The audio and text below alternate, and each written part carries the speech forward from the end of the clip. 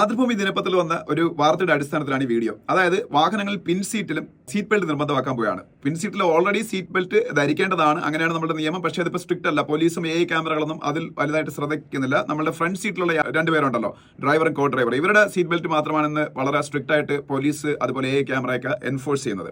ഇപ്പൊ ഇനി 2025 ഏപ്രിൽ മുതലാണ് നമുക്ക് വാഹനങ്ങളിൽ പിൻ സീറ്റിൽ യാത്ര ചെയ്യുന്നവർക്ക് സീറ്റ് ബെൽറ്റ് നിർബന്ധമാകാൻ പോകുന്നതെന്നാണ് ആ വാർത്ത. ഇപ്പൊ 8 സീറ്റ്സ് ഉള്ള വാഹനങ്ങളാണെങ്കിലും 8 സീറ്റിൽ ഇരിക്കുന്ന ആൾക്കാരും സീറ്റ് ബെൽറ്റ് നിർബന്ധമായി ധരിക്കണമെന്നാണ്.